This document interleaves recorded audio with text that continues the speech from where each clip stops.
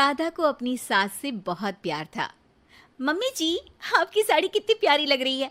काश मैं भी आपके जैसी साड़ी पहन पाती। अरे बेटा, हमारे जमाने में तो साड़ी ही चलती थी। तू क्या करेगी साड़ी पहनकर? दिन भर भागा दौड़ी करती है। साड़ी कंफर्टेबल नहीं फील कराएगी। तू तो ऐसे ही जचती है बेटा।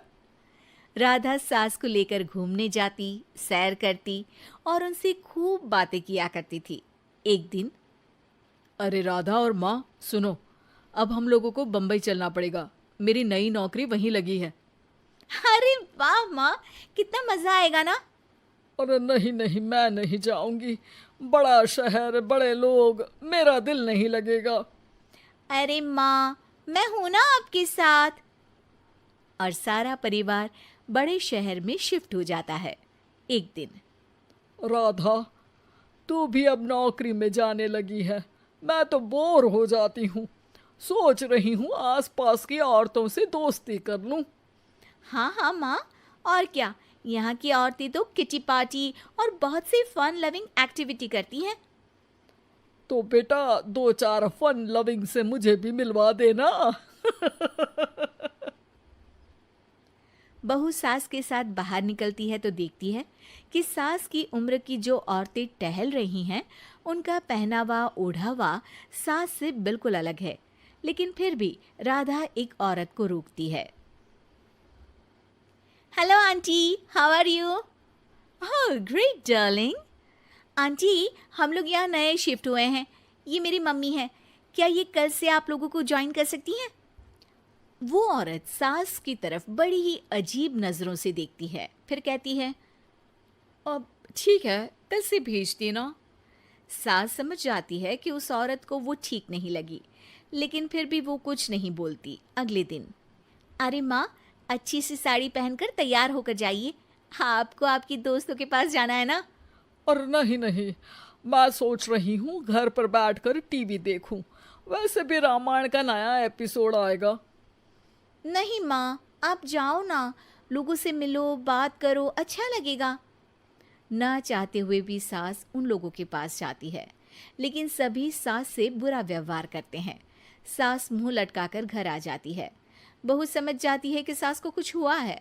वो रोज सास को पार्क में भेजती, लेकिन सास रोज मुंह लटकाकर वापस आ जाती। क्या हुआ माँ, आप बाहर जाकर खुश नहीं होती हैं? अरे बेटा, खुश तो हूँ, लेकिन क्या माँ, आपको तो लोगों से मिलना, बातें करना अच्छा लगता था। मैं देख रही हूँ कि आजकल आप बाहर से आती हैं तो परेशान सी दिखती हैं।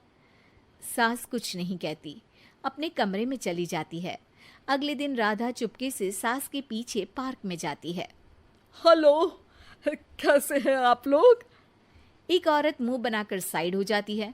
सभी एक दूसरे से बात करती हैं, लेकिन राधा की सास साइड में चुपचाप अकेली बैठी रहती हैं। राधा घर आती है और सास के वापस आने का इंतजार करती है। सास मुंह लटकाकर घर आती है। अरे मम्मी जी, तब से इंतजार कर रही हूँ, जल्दी तैयार हो जाइए, मार्केट जाना है। राधा सास को लेकर बाजार जाती है और उन्हें कुछ मॉडर्न कपड़े दिलाती है। अगले दिन सास उन कपड़ों को पहनकर पार्क में जाती है।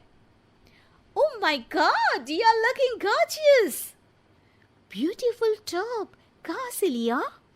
हे, मेरे घर में कल किटी है, तुम जरूर आना।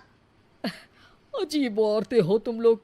मैं रोज आती थी, तब तो तुम लोग सीधे मुंह बात भी नहीं करती थी।